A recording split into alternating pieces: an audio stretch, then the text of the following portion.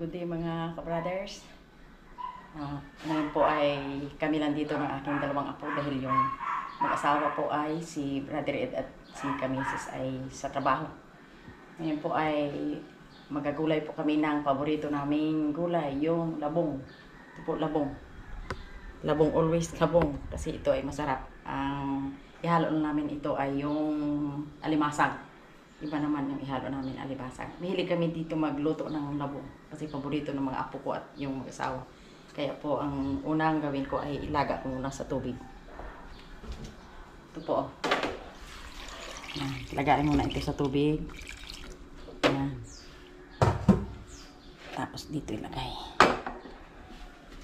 Buksan natin ang apoy. Yun. Takpan natin. Okay. Yan po ay mga 15 minutes muna natin lagayin bago lagyan ng mga halo. Ayan, tulog po sila rin mga ka-brothers.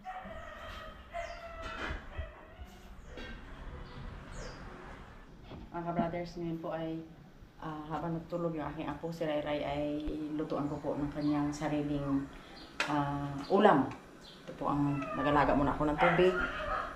Tapos ang ulam niya ngayon ay isang pirasong isda na yang matambaka ang tawag sa amin, ewan po sa inyo. Ang ihalo ko lang po nito ay yung yung talbos ng alugbati at saka talbos ng kamuti. Tapos ito sa kanya. Iba naman sa kanya at sa amin eh. Pagkakulo po nito ang tubig ay ihalo namin, ilagay ko na po yung isda. Matambaka, ako'y nabubuloy. Ako'y nabubuloy.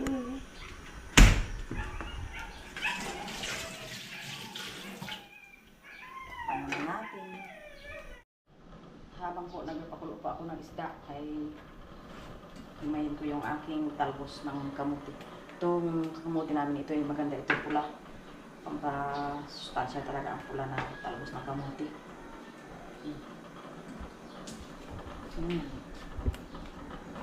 Ang talbos ng kamuti. Saka itong talbos ng alugbati. Pang-vitamins talaga ito, mga ka-brothers. Para sa aking apo na si Ray Ray. Yun. Ito na po. Yan. Huwag natin hayaang yung bata na maliliit ay pakainin ng mga matatamis. Nawalan sila ng gana ng ibang pagkain. Pero sa kanya ito ulam. Po ay luto na po yung isdang matambaka. Ito po hindi ko nalagyan ng asin kasi yung matambaka bago po ilagay ay may asin na po yung kanyang katawan. Ngayon po ay ilagay natin yung talbos ng kamuti at talbos ng alugbati. Yun. Sarap yan. Unting pagpakulo ay okay na. Bawal naman po yan yung overcook. Habang nagpapakulo po kami, yung labong ay magkakuha muna kami ng pangsahog na talbos ng saluyot.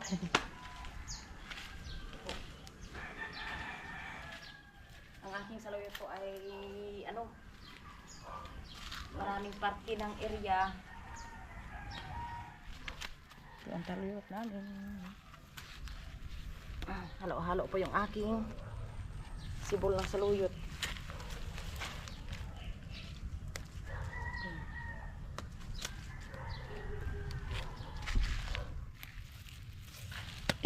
Talbos ng malunggay, naghalo na.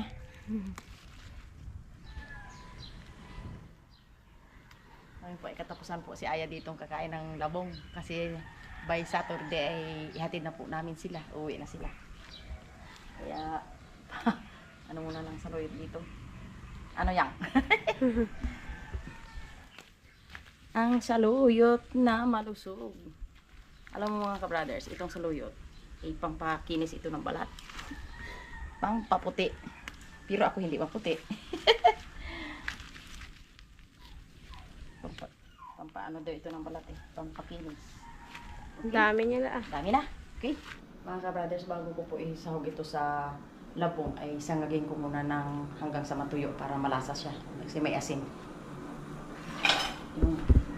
Ito po ang aming sahog. Yan po ay binili namin ni Brother Ed kanina sa palengke. Takpan muna natin. Yan. Mga ka-brothers, ito na po yung aking sinangag na alimasan. Pinatuyo ko muna para manuot yung kanyang asin sa kanyang katawan, lasa. Yan. Okay. Hanguin muna natin. Hanguin muna.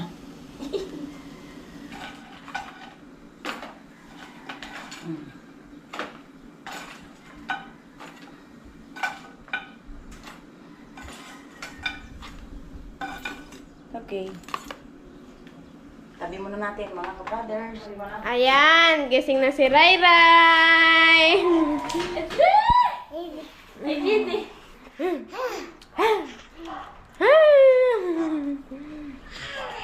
Hi! Hi, ikaw! Hi! Hi! Hi! Hi! Hello! Galuto kami ng pagkain mo. Talagang puno ng energy ang senyor. Puno ng energy. Ano, Ray Ray? Ano, kay Ate Mohana muna ikaw ha? Habang nagaluto ako ha? Ngayon po mga ka-brothers po ay buksan natin yung ating linagang labong. Yun. Ang sarap. Ang puti-puti ng labong namin dito sa aming area. Yun. Ngayon po ay ilagay po natin ang pangsahog na alimasag. Alimasag ang tawag namin sa amin dito. Aywan ko sa inyo po ano ang tawag nito. Ito ay sinangag ko muna kanina sa asin. Sa asin sa pinatuyo.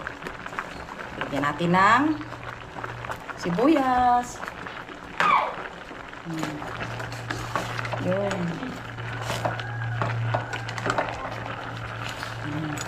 Ilang minuto lang. Buksan ako natin. Yun. Next ay halo natin ang okra na ginayat.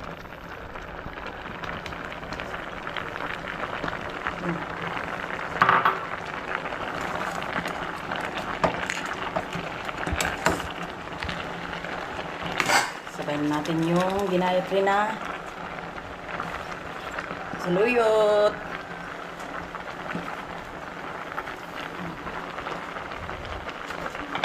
Sabay natin lagyan ng asin.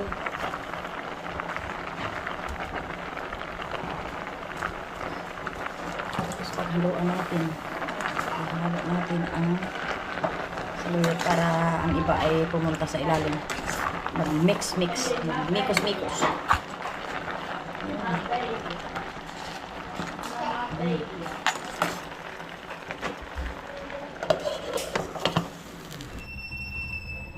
Nagdating na pala si Tito Ed.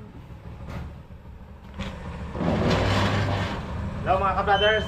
Nakaliyak tayo dito sa bahay. Ka-brother Ed. Pag may ulam, dito kami nananghalian mga ka-brothers. May tayong pamasahe. Bicycle.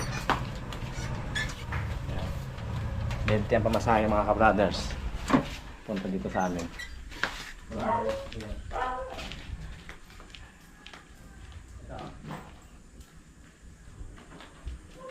Kaya, Okay. nakasinilas na ako kasi umulan kanina, may baha. Kaya si ka-brother Ed na nakasinilas. Hindi na tayo nagbabike kasi umulan. Mainit. Anong ulam natin? Yung labong. Si Meses po ay on the way na rin. Parating na rin siya. Sige, kain muna kami mga ka-brothers. Let's eat. Ano meron dyan? Nakabalik na din si Tita, mga ka-brothers. Kakain lang. Let's eat, let's eat, let's eat. Oh. Sige. Mga ka-brothers, pinapakain na po namin si Ray Ray. Sabay namin. Okay. Mainit. Ang kanyang ulam ay talbos ng kamote sa sinabawang matambaka. Gulay ang ano niyan, tsaka isda ang ulam lagi. Oh, let's eat na, let's eat. Gusto, limited lang oras namin. Aroy. 20 minutes na ang kain, balik na agad.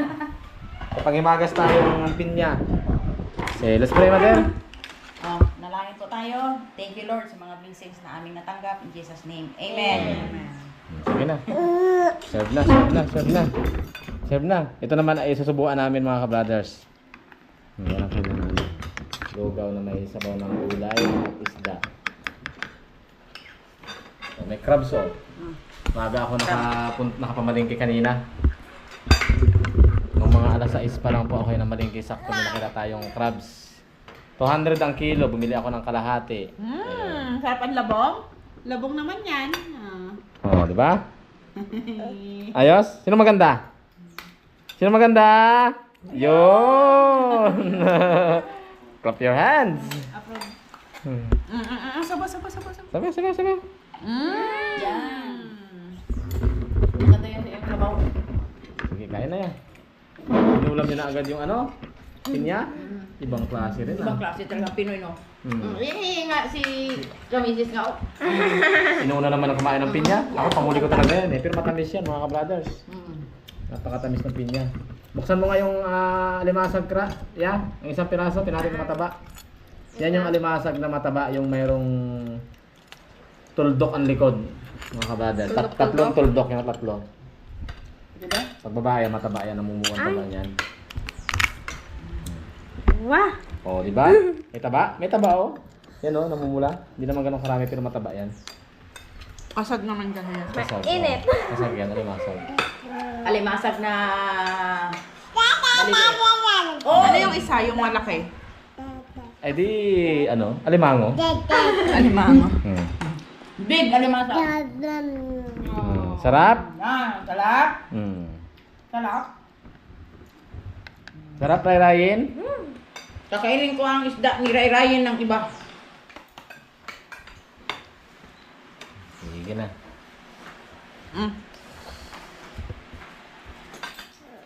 Kaya na.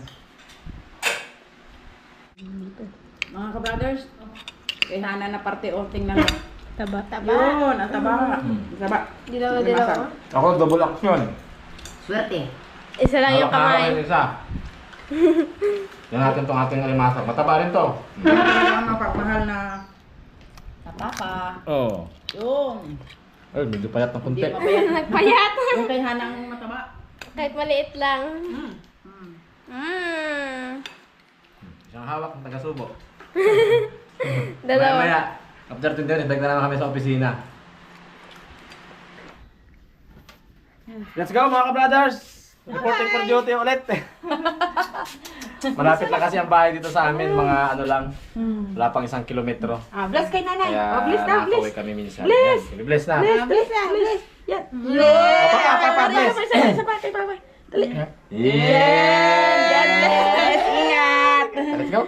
Makamalit na tayo. Sige na. Bye-bye. Bye-bye mga ka-brothers. Wala lang sa kanya na mag-alis kami. Oo, ingat. Ingat. Let's go. Safety kay Lula. Ay, ba't ka naka-ano? Iwan ko sapatos mo kasi may baka kaya dinaanan ako eh. Yun lang. Ay, Ano yun? Ano yun? Mali yung kanyang ano yun dapat. Yan. Yan.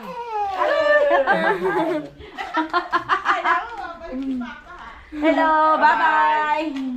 See you again. Bye-bye ka. Bye-bye. Bye-bye. Bye-bye. Dali, bye-bye. Bye-bye.